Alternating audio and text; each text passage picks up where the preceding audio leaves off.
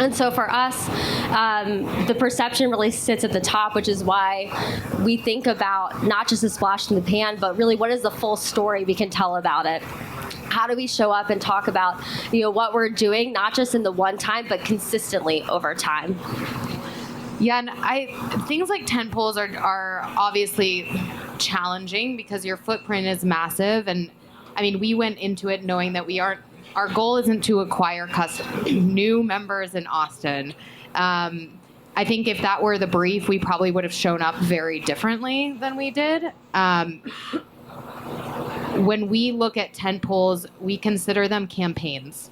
We have a message to deliver, and the experiential component of it is just one aspect. So Jamie built an incredible go-to-market strategy that wasn't focused on just Austin. It was a national campaign in which we had a very tactile and a very immersive layer to it here in Austin. So that allows us to think about measurement more from a campaign lens. With I would say the more lower funnel aspect is our investment here at South by in Austin. They agree. That card definitely agreed. And I think when you even zoom out beyond that for our kind of full team approach to measurement, we could not do experiences if our core objective was just conversions. I mean, if the objective of our team was conversions, we wouldn't be an experience team.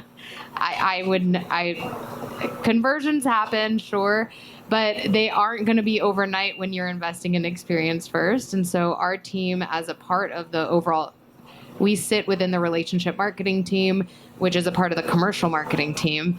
So there are others that are much more focused on the performance side. I'm not saying that's not important, but our objectives are much more long-term. And I mentioned this yesterday, but we are looking at how do we connect an attendance to what is the behavior shift after someone attends a tentpole experience?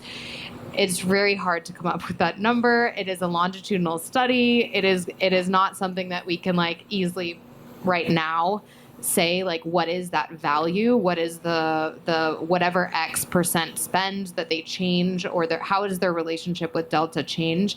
But it's something that we're working on getting so that we can better forecast as a layer of our overall measurement strategy what that ROI number is for rooms in which that is a helpful added layer for us to get justification of this investment. Yeah, I'm just head nodding. There's so much good stuff you said in there too. Of it's such a bigger piece of how can you put all the pieces of the puzzle together? And when we talk about even campaigns and the portion of it, you guys had a big one this year, right? So just 2 months ago, we talked about a year ago. Now we're 2 months ago. Has it really been 2 months? I don't know. It's still January. Some say still January too. 60-ish days ago, you did something pretty big out in Las Vegas. And let's talk about that. Opening CES, what that looked like to celebrate your centennial kickoff. Yes. So for those of you who don't know, we kicked off our centennial year at CES in January on a massive scale. I think just to back up really quickly, I think what was really convenient about it is that we started the planning for CES shortly after we wrapped up South by Southwest. So it was really, what was amazing is that we were able to borrow from the playbook that we ultimately established last year here, and really take the learnings and the insights and apply them to this big moment that we were ultimately going to be hosting in Vegas, knowing that it's ultimately going to be a pretty significantly different audience given the lay of the landscape. But I think for us, we developed a model that we actually deemed scalable. And so CES was a great way for us to test that out. And so, yes, we did a big takeover at Sphere. It was incredible to ultimately be able to do a keynote in that space. It was only the second time a keynote had occurred in that space. The first one, I believe, was HP last summer. But it was the first time that CES had activated in this space. So there were a lot of firsts sort of coming under our belt. It's our 100th anniversary. A lot of pressure. And I think for us, the challenge was we didn't just want this to be a keynote. We wanted this to be an experience. We wanted this to feel immersive. We wanted to take people on a journey and not really just tell the story of Delta's vision for the future, but show it and really do it in a way that would excite, surprise, and ultimately inspire people to be a part of that. So, just simply the Sphere takeover was a 24-hour takeover. We took over the exterior, which I like to call sort of like our bat signal in the city, where we had wrapped 2 custom creatives, which almost killed me last year, and then ultimately took over the interior experience as well. And as a means to really tell this story of how Delta has always been innovating, we really wanted to do it through the lens of people. I think, especially at CES, there's a lot of tech for tech's sake, and I think at Delta we believe spiritually in tech for humanity's sake, and it has always been about the way that we do business. So what we decided to do was we erected a museum essentially inside the atrium, where we basically celebrated our past, our present, and our future, and told a story that ultimately set the stage for what the keynote was going to be about. We borrowed from our archives, we brought our people in, we leveraged our partners. Like, it was a very integrated piece of art that we ultimately created. And then we allowed for people to get excited, to explore, and savor some of the custom merch that we built for them. And then ultimately they were ushered in to the big stage, where Ed Bastian took the stage along with some of our people, our partners, Lenny Kravitz, and Viola ultimately, Davis. and can't forget Viola. Or Tom Brady. Okay. We had some heavy hitters. This is why we're all here together, so we don't miss anything. But yeah, it was ultimately culminated in a grand moment for us as a brand, and really helping us to articulate our vision for the future of travel. On a stage that grand, who makes the call on the Sphere? Who says, we're going to the Sphere, guys? Ladies. We are really fortunate to work under leadership that has big vision, big ambition, and sees us as a team that is trusted with those big dreams. So we were actually brought that idea. It wasn't an idea then. It was actually like, hey, so Sphere. You were voluntold you're going? Yeah, we inherited the idea. Voluntold. No, but I mean, what a blessing. Yeah. Grand stage, you guys knocked it out of the park. So congratulations. It was, here we go. We're getting the nod here. So we've got just a few more questions, and we can open up for Q&A. What did you announce at the Sphere? What did you, as you're announcing to your members, to help drive that loyalty?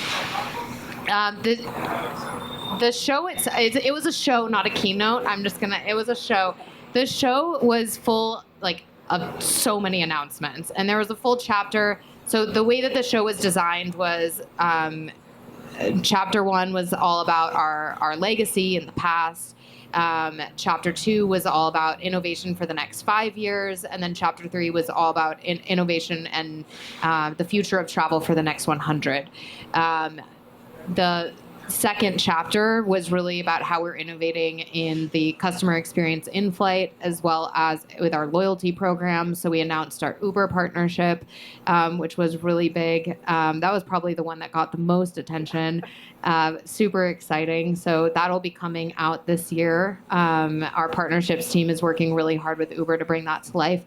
But really, those type of partners are also incredible assets for our team to be able to integrate into experiences. We worked with Uber really closely on how we integrate them into the show, and they become a part of our ecosystem that we have access to when we're creating experiences. So partners like Starbucks and Uber, who are a part of our loyalty program, are also great partners for us to bring experiences to life. So we're always excited when new partners that really have their own lens on culture and experiences are able to partner with us in how we bring those things to life. It's a huge asset.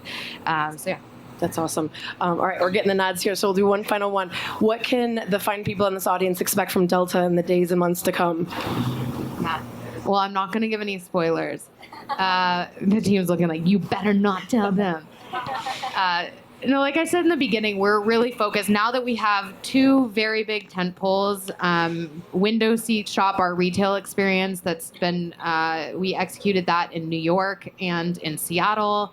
And then we launched SkyMiles Experiences, which is our scaled platform in which people, members, can go and access these experiences, both curated and created, 365 days out of the year.